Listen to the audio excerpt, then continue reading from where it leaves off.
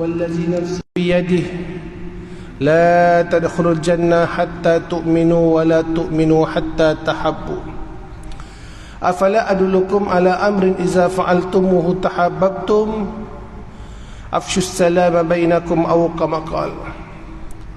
Yang saya hormati Tuan Nazir Masjid, yang saya hormati barisan imam, barisan Bilal, ahli jawatan kuasa masjid, serta para hadirin dan hadirat yang dirahmati Allah sekalian. Saya ucapkan sekali lagi Assalamualaikum warahmatullahi wabarakatuh. Alhamdulillah, summa alhamdulillah, summa alhamdulillah, summa alhamdulillah. Pertama-tama sekali marilah sama-sama kita melimpahkan kesyukuran kita terhadap Allah Subhanahu wa taala. Kerana inayah dia dan keberkatan dia, sama-sama pada hari ini kita dapat berhimpun di rumah Allah Subhanahu wa taala. Sama-sama kita dapat hadir ke rumah Allah Subhanahu wa taala. Walaupun tuan-tuan sibuk hari ini. Sebab apa? Esok cuti. Esok diumumkan cuti. Malam ni dijangka jalan penuh sesak. Esok dikatakan toll free. Esok toll free. Malam ni toll free. Hari ni ramai yang dah repair kereta. Toyota service, Nissan, semua dah servis kereta dah, tuan-tuan. Mengambil peluang untuk balik kampung pada hari ini. Dan kita insya-Allah, tuan-tuan yang ada masih di sini, singgah-singgah rumah Allah sekali, tuan-tuan.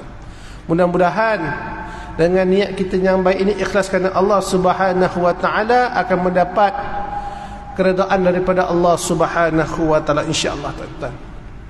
Pada hari ini, tuan-tuan Allah sekalian, saya akan terangkan sedikit berkaitan wakaf, perkembangan wakaf. Dan saya rasa tuan-tuan pun dah tahu pasal wakaf.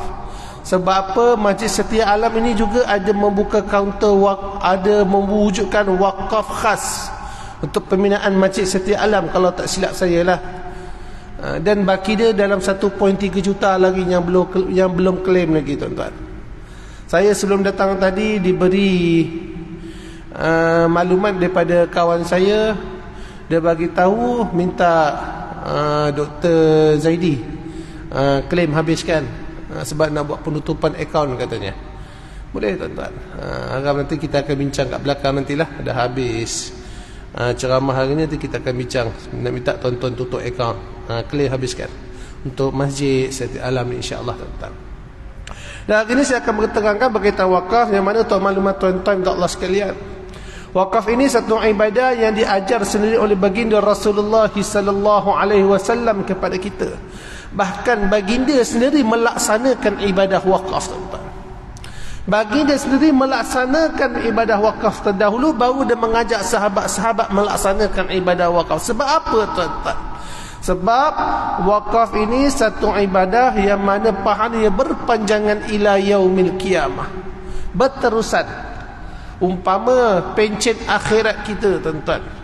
Pencen akhirat kita, pahalanya berterusan. Seperti mana hadis baginda Rasulullah sallallahu alaihi wasallam,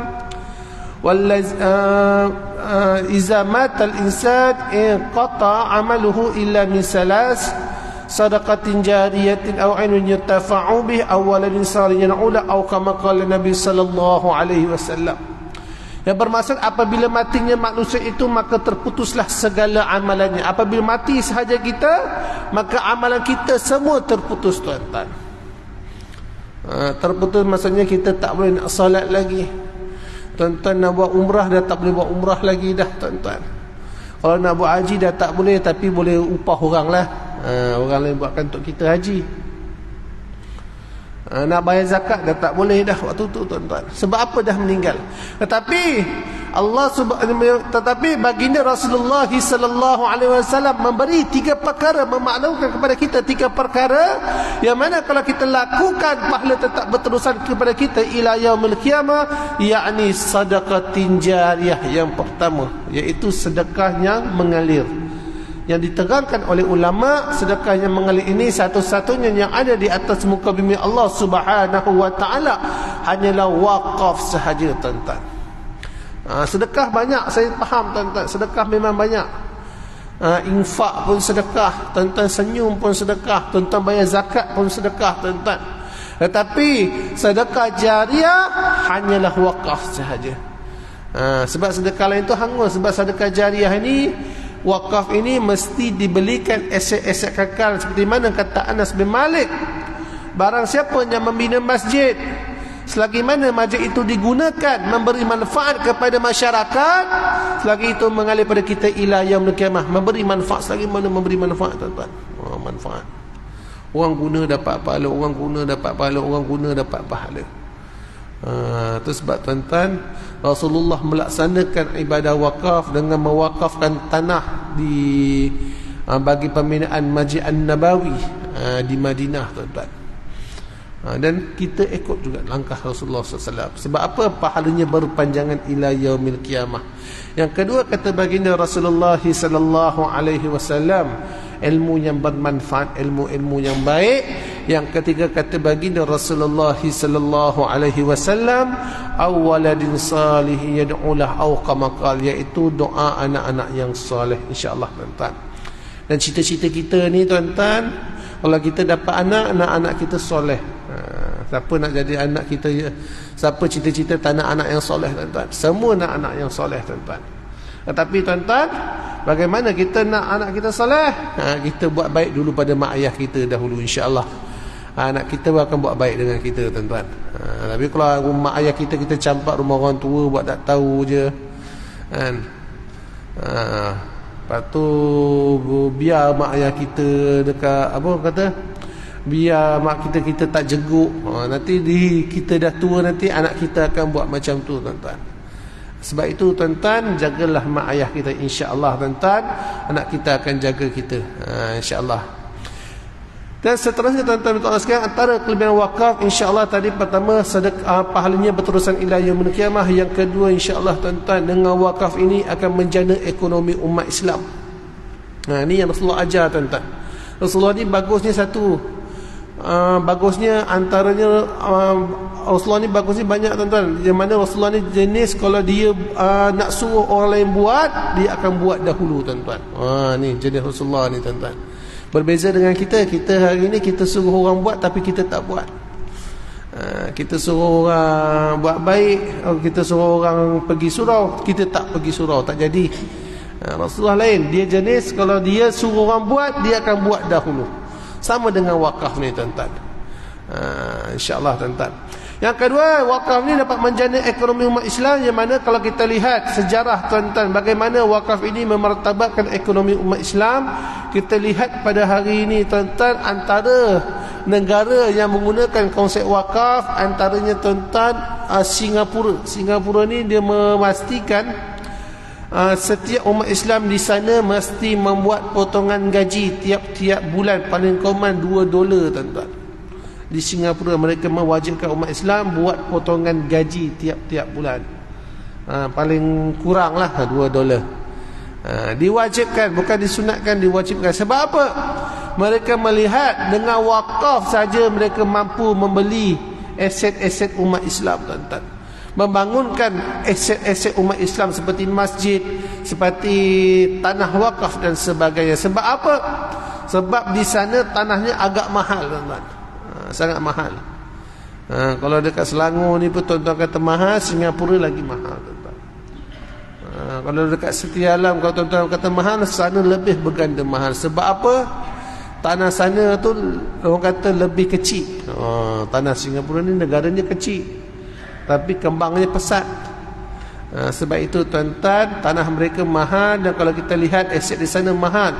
Dan kawan saya kata diwajibkan membuat potongan gaji tiap-tiap bulan di sana untuk umat Islam yang bekerja di sana.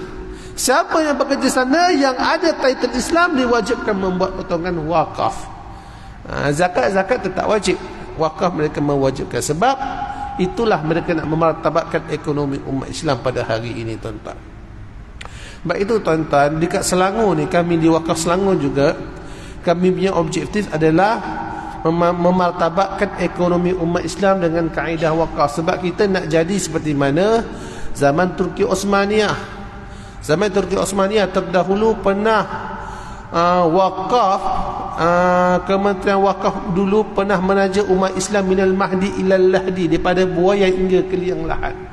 Yang mana umat Islam dilahirkan sahaja sudah berada di hospital yang sudah diwakafkan oleh umat Islam. Bila masuk alam persekolahan, sekolah di sekolah tempat yang sudah diwakafkan oleh umat Islam. Bila masuk alam pekerjaan, bekerja di tempat yang sudah diwakafkan oleh umat Islam. Bila masuk waktu solat, solat di masjid yang sudah diwakafkan oleh umat Islam. Bila mati di perkuburan yang sudah diwakafkan oleh umat Islam. Yang mana wakaf ini tuan-tuan pernah menaja umat Islam minal mahdi ilal lahdi, daripada buaya hingga ke liang lahat tuan-tuan. Itu target kami lah di Wakaf Selangor, insya-Allah tuan-tuan. Tapi dia makan masa. Dia tak boleh kalau buat wakaf hari ni esok jadi tuan-tuan. Dia makan masa. Macam kita lah. Kalau nak tanam, dia tak boleh tanam hari ni esok terus dapat hasil. Tak ada. Makan masa tuan-tuan. Kalau buat bisnes pun dia ada turun naik kan. Ada satu hari buka restoran kena jatuh, harga barang naik, jatuh kita punya perniagaan, kita tak tahu. Tapi mungkin akan naik balik, kena usaha tuan-tuan. Dia makan masa tuan-tuan. Dia tak ada buat hari ni esok kaya tu, selalunya tu scammer. Tuan-tuan masuk, selang 2 hari saya bagi return 10 kali ganda. Mau tak mau, bagi 100 saya bagi abang 10,000 dalam 2 hari saja. Itu selalunya scammer lah tuan-tuan. Kalau main bursa saham pun tak dapat macam tu. Scammer insya-Allah tuan-tuan. Tapi bukan dia bagi 10,000, 1,000 kita lesap. 1,100 kita lesap tuan-tuan. Sebab itu tuan-tuan Allah sekalian, dia makan masa. Sama juga dengan wakaf. Kita lihat tuan-tuan bagaimana Universiti Al-Azhar Mesir boleh meletakkan joran yang sangat murah, yang sekitar RM86, lingkungan 86 hingga RM100 setahun tuan-tuan. Kalau kita fikir dalam logik akal kita, mereka nak bayar duit pensyarah mereka kalau hanya sekadar yuran pembelajaran, maka tak terbayar yuran, tak terbayar duit pensyarah mereka tuan-tuan. Sebab apa? Kalau mengharapkan RM86 setahun, RM100 setahun, tak cukup tuan-tuan. Mereka pun ada keluarga dan sebagainya. Tapi sebab apa? Sebab mereka telah mempraktikkan wakaf ini hampir 100 tahun. Yang mana pada hari ini tuan-tuan, mereka ada aset-aset kedai, mereka ada rumah sewa dan sebagainya, yang mendapatkan income kepada mereka tiap-tiap bulan. Inilah yang diajar oleh baginda Rasulullah SAW, bagaimana wakaf ini dapat membangunkan ekonomi umat Islam. Ini yang berlaku pada zaman baginda Rasulullah SAW, seperti mewakafkan telaga, seperti mewakafkan kebun dan sebagainya. Ini yang berlaku pada zaman baginda Rasulullah SAW, bahawasanya wakaf ini dapat menjana ekonomi umat Islam, insya-Allah tuan-tuan. Ini cara Rasulullah lah nak bangunkan ekonomi tuan-tuan. Yang selanjutnya tuan-tuan, yang ketiga, wakaf ini juga tuan-tuan, kalau kita banyak bersedekah juga tuan-tuan, insya-Allah harta kita takkan kurang, bahkan bertambah. Ini janji Allah Subhanahu wa taala di dalam Al-Quran. Allah menyebut, a'udzubillahi minasyaitonirrajim, bismillahirrahmanirrahim, masalul ladzina yunfiquna amwalahum fi sabilillah kamasali habbatin ambatat sab'a sanabila fi kulli sumbulatin mi'atu habbah wallahu yudha'ifu liman yasha' wallahu wasi'un alim. Yang bermaksud perumpamaan derma atau nafkah orang yang membelanjakan hartanya pada jalan Allah Subhanahu wa taala seumpama sebiji benih yang menumbuhkan 7 batang tangkai, dan setiap tangkai itu pelak mengandungi 100 biji, kata Allah. Setiap tangkai itu akan mengandungi 100 biji. Dia akan melipatkan ganda pahala bagi siapa yang aku kehendaki, dan Allah maha luas kurniaannya, lagi maha mengetahui. Itu kuasa Allah SWT. Nak bagi berapa pun boleh tuan-tuan. Dan orang sedekah ni tak akan jadi miskin tuan-tuan. Tak akan jadi miskin. Bahkan kalau kita lihat orang non-Muslim pun percaya dengan sedekah ini boleh, orang kata, memberi keberkatan tuan-tuan. Mereka pun percaya tuan-tuan, non-Muslim. Sebab saya ada seorang pelajar mu'alaf tuan-tuan. Saya tanya, you sebelum masuk Islam dulu, sebab dia agama Kristian, you sebelum masuk Islam dulu, apa pandangan you dalam bab sedekah? Saya tanya dengan dia. Dia kata, Dia pegang pepatah dia yang dia pegang, sama yang kita dengar dalam bahasa Inggeris, dia kata you give more, you get more. Kita bagi lebih, kita dapat lebih, katanya. Orang non-Muslim sebelum masuk Islam, dah masuk Islam, sekarang dah masuk Islam lah dia. Waktu tu dia sebelum masuk Islam, dia cerita dengan saya. Dia cerita dengan saya lepas dia masuk Islam. Saya tanya dengan dia, ada tak dulu pasal sedekah? Sedekah tu apa Ustaz? Endowment, saya kata. Endowment. Endowment dia tahulah. Bab apa, memberi katanya. Alhamdulillah mereka pun faham tentang. Bahkan kalau kita lihat dalam buku Cina, dalam buku bisnes Cina punya, dia buat buku. Diorang jenis suka buat buku. Kalau kita baca, antara kalau kita nak kembangkan kita punya bisnes, kena banyak memberi katanya. Dalam bisnes tuan-tuan kena banyak memberi. Itu sebab tuan-tuan tengok company besar, dia ada CSR dia. Dia ada penyumbang-penyumbang yang akan disumbangkan tuan-tuan, penerima sumbangan dia. Tanya kalau kita lihat macam Pantai Baru, dia ada bagi untuk masjid Bukit Kapar 2, kalau tak silap saya lah kan, Bukit Kapar 2 kan, Masjid At-Taqwa Bukit Kapar 2 kata silap saya. Pantai Baru lagi. Tapi inilah nak bagi tahu tuan-tuan, insya-Allah memberi ni tak akan menjadi miskin tuan-tuan, bahkan harta kita bertambah insya-Allah. Sebab ini juga, harta ni juga tuan-tuan, bukti kita nak, orang kata bukti keimanan kita. Sedekah ni, sedekah tu burhat, sedekah ni ada bukti keimanan kita insya-Allah tuan-tuan. Sebab apa tuan-tuan? Kalau kita lihat harta ini, kita faham harta ini anak kita semua fitnah tuan-tuan. Sebab Allah Subhanahu wa taala berfirman dalam Quran, innama amwalukum wa auladukum fitnah, kata Allah. Sesungguhnya harta kamu dan anak pinak kamu adalah fitnah ke atas kamu. Harta anak fitnah tuan-tuan. Anak ni kalau kita tak bagi didikan yang betul, maka dia akan rosak. Kita kena jaga. Yang kedua, harta ini juga fitnah tuan-tuan. Kalau harta ini bukan fitnah, maka tidak ada isu rasuah lagi tuan-tuan. Rasuah macam-macam. Kalau harta ini bukan fitnah, tak akan ada isu tak ada isu adik-beradik bergaduh sebab harta faraid tuan-tuan. Sebab pernah berlaku tuan-tuan. Adik-beradik bergaduh, mak ayah ada lagi okeylah. Mak tak ada, ayah ada lagi okey lagi. Tapi bila mak tak ada, ayah tak ada, bergaduh tuan-tuan. Bahkan ada seorang tu, satu keluarga tu, 2 orang je adik-beradik dia. Dia 2 lelaki bergaduh tuan-tuan. Bila bergaduh ni, masa muka tak sedap lah kan. Tapi bagi tuan-tuan, harta pun orang bergaduh tuan-tuan. Bahkan kalau kita fikir balik tuan-tuan, dalam bab harta ni tuan-tuan kan, dalam bab harta ni, harta dengan apa, kesihatan, nak kita kesihatan lagi tuan-tuan. Sebab itu tuan-tuan, harta ini penting, tapi ingat, harta ini adalah fitnah, iaitu ujian kepada kita. Sebab itu dalam Islam kita ada zakat, dalam Islam kita ada sedekah, dalam Islam kita ada wakaf, supaya kita boleh membuktikan keimanan kita terhadap Allah Subhanahu wa taala. Bahkan seorang ulama menyatakan tuan-tuan, kalau boleh setiap harta kita itu 10% kita keluarkan untuk agama Allah Subhanahu wa taala.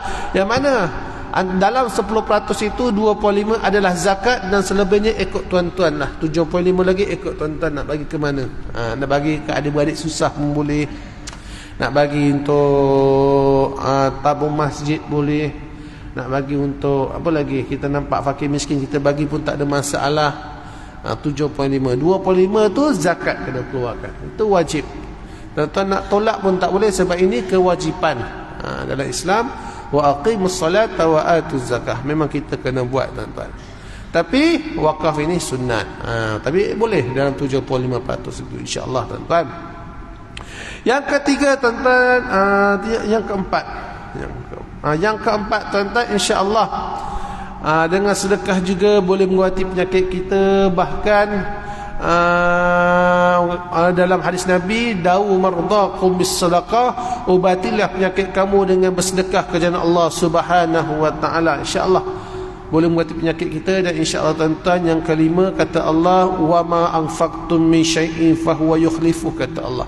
Dan apa yang kamu infakkan satu itu, maka aku akan berikan yang lebih baik lagi, tuan-tuan. Sebab apa tuan-tuan, ada orang ni dia kaya tapi tak berapa sihat, ada tuan-tuan. Ada orang dia sihat tapi tak berapa kaya, ada tuan-tuan. Pernah jumpa sihat tapi tak kaya. Dia sihat, dia boleh makan roti canai, boleh makan minum teh tarik, boleh makan capati, tak ada masalah. Tapi ada orang dia kaya tapi nak makan takut. Sebab apa? Kecing manis ada. Lepas tu buah pinggang rosak, dialisis selalu. Kita tak tahu tuan-tuan. Tapi ini yang dikatakan Allah. Tapi semua ini semua adalah nikmat Allah SWT. Sebab apa tuan-tuan? Pernah berlaku satu tempat ni tuan-tuan, seorang hamba Allah umur 89 tahun, sihat walafiat tuan-tuan. Sebab apa saya kata sihat walafiat? 89 tahun, alhamdulillah solatnya berdiri tuan-tuan. Yang kedua tuan-tuan Allah sekalian, 89 tahun umurnya, alhamdulillah tuan-tuan,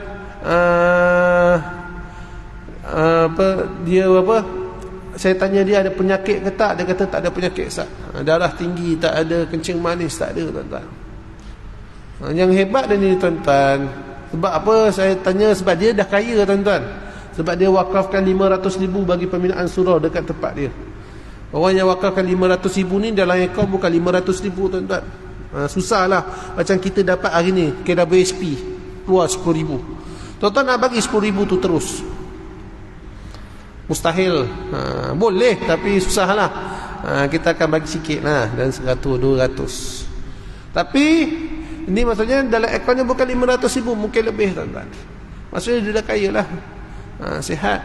Terus saya tanya dengan dia, Haji, apa yang Haji rasa lepas Haji sedekah, wakaf selalu, istiqamah?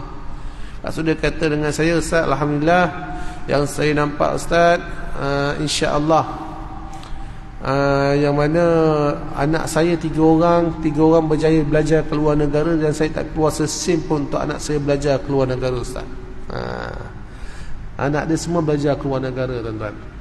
Inilah janji Allah.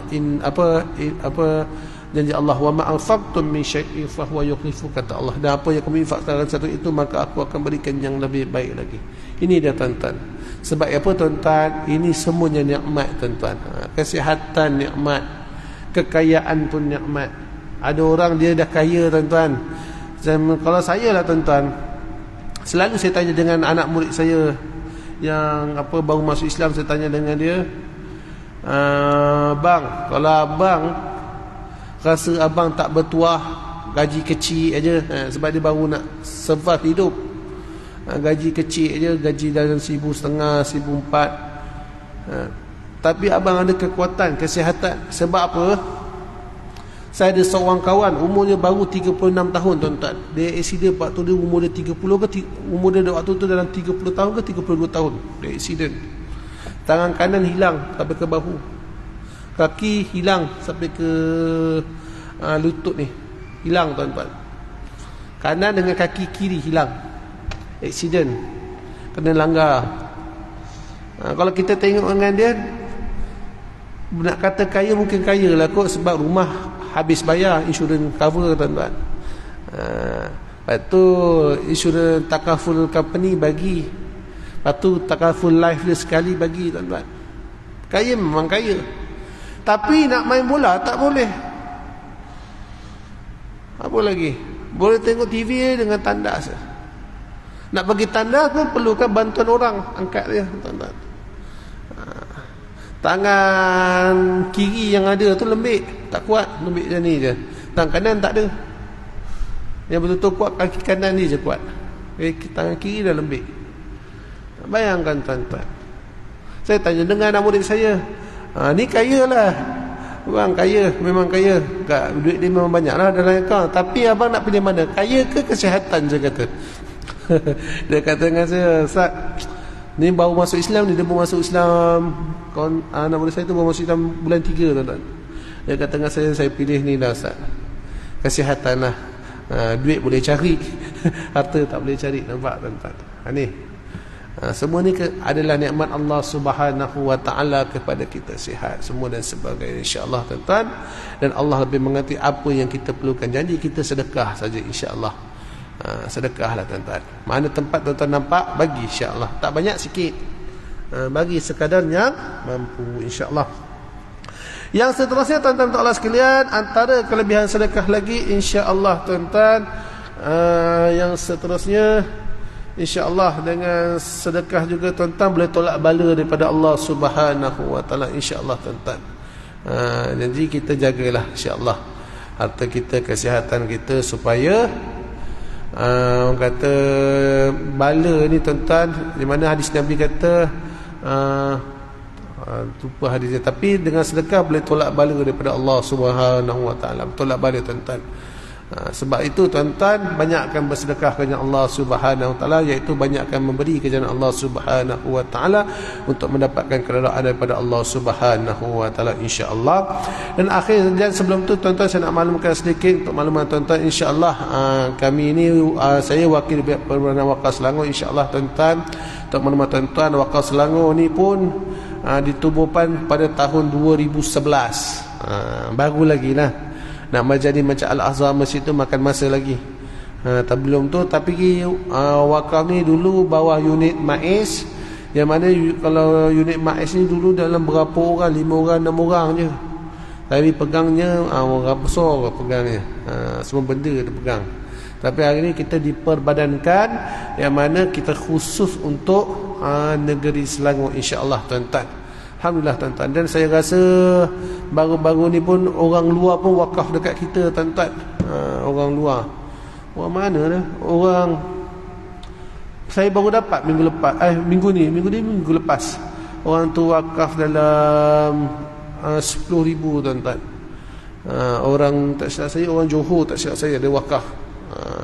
Saya kata dengan dia, "Kak, kalau saya nak bagi resit by hand memang payah sikit lah. Kita post, kita post resitnya.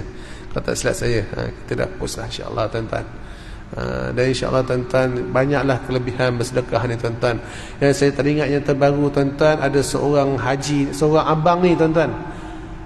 Dia ni orang kerja hartanah. Hartanah tahu hartanah? Jenis jual rumah, jual tanah, apa lagi? Dia jenis broker kot. Hartanah ni, ejen hartanah. Kata Ustaz saya lah. Dia kata dengan saya, "Ustaz, setiap kali saya dapat closing case," katanya dapat close case, "insya-Allah Ustaz 10% saya keluarkan jalan Allah, 2.5 zakat, 7.5 wakaf," katanya. Dibagi tuan-tuan. Alhamdulillah baru ni semalam dia bagi 900 tuan-tuan. Keraplah tiap bulan dia bagi. Dapat closing case. Saya kata dengan dia, insya-Allah kalau kita bagi ni, insya-Allah takkan rugilah, insya-Allah tuan-tuan. Takkan rugi, insya-Allah tuan-tuan. Dan sebelum saya, sebab azan Isyak dah awal, saya bagi tahu sikit tuan-tuan, insya-Allah lepas ni kita akan buka kaunter. Dan sebelum tu maklumat tuan-tuan, pada malam ni kita buka kaunter wakaf tunai, yang mana hari ni kita telah ada wakaf tunai secara one off. Bukan wakaf khas. Wakaf khas tuan-tuan, yang tuan-tuan kutip tu wakaf khas yang tuan-tuan telah khususkan. Kita ada wakaf khas dengan wakaf tunai. Wakaf tunai ni macam wakaf am lah. Wakaf khas ni yang tuan-tuan khususkan untuk pembinaan Masjid Setia Alam. Alhamdulillah Masjid Setia Alam ni ada lagi dalam akaun kita dah 1.3 juta. Nanti boleh claim, insya-Allah tuan-tuan. Yang mana wakaf tunai ni, insya-Allah untuk maklumat tuan-tuan, kita bahagi 70-30. 70% tu maklumat tuan-tuan, kita akan melaburkan. Melaburkan tu maksudnya kita beli aset kedai dan sebagainya. 30% lagi kita bagi sumbangan terus dalam bentuk fi sabilillah. Okey, dalam bentuk fi sabilillah. Antara kalau ada kat sini tuan-tuan, dekat Kelang ni yang dapat, zaman saya pegang dululah, Surah Nurul Huda Rato Panjang Kelang, ingat tak? Surah Nurul Huda dekat Rato, dekat apa, Batu Belah. So surau surau dekat apa, Lorong Azmi, Teluk Gadung, kita ada bagi. Dan juga kalau dekat jalan ke dekat Bukit Kuda, kita ada bagi kat SMKP Bukit Kuda, SKP Bukit Kuda. Kita juga ada bagi di, kalau masjid, kita ada bagi di Masjid Kampung Lombong. Itulah duit tuan-tuan. Kampung Lombong tu kita bagi banyak sikit tuan-tuan, sebab sana tak ada masjid lagi. Yang mana kita bagi dalam sana, insya-Allah yang telah diluluskan daripada kami adalah 1 juta tuan-tuan di Masjid Kampung Lombong, Nurul Iman Kampung Lombong tuan-tuan. InsyaAllah itulah duit tuan-tuan 30% tuan-tuan. 70% lagi kita laburkan insyaAllah. Hari ni kita ada buat wakaf tunai, kaunter wakaf tunai, yang mana secara one off minimumnya RM10 sahaja tuan-tuan. Maksimum yang ikut tuan-tuan lah. Yang kedua, kita ada kaedah potongan gaji, minimumnya RM1 je tuan-tuan. RM1 ni rasanya semua orang mampu. Kalau tuan-tuan kata RM1 ni mahal, saya tak tahulah. Sebab RM1 ni setahun baru RM12 tuan-tuan, ikut kemampuan. Tapi kalau gajinya RM80,000, jangan potong RM1. Ini RM80,000, potongnya RM1 sebab ada tuan-tuan RM80,000. Bukan saya cakap kosong, tapi ada. Tapi potongnya RM1, tak jadilah. Kena bagi lebih sikit tuan-tuan. Tapi kalau gajinya dalam RM2,000, RM1,000, potong RM1 pun cukup lah tuan-tuan. Cukup sekadar ada. Janji yang terbaik bagi kita lah RM1 tu, insyaAllah. Yang ketiga, kita ada wakaf secara online, FPX dan sebagainya. Dan melalui Tashinga Wallet pun boleh dan sebagainya, insyaAllah. Secara auto debit pun kita ada tuan-tuan, melalui Maybank dengan CIMB Bank, insyaAllah. Dan itu saja saya rasanya. Ada apa-apa soalan kalau tuan-tuan nak mengutarakan? Kalau ada apa-apa soalan, kalau tak ada soalan, habis. Okey, sebab tuan-tuan pun sibuk hari Sabtu nak apa? Nak mengundi, nanti tengok jari masing-masing, jari hitam ke tak hitam. Sebelum tu potong kuku dulu tuan-tuan. Jangan kukunya panjang, rugi dakwat. InsyaAllah tuan-tuan.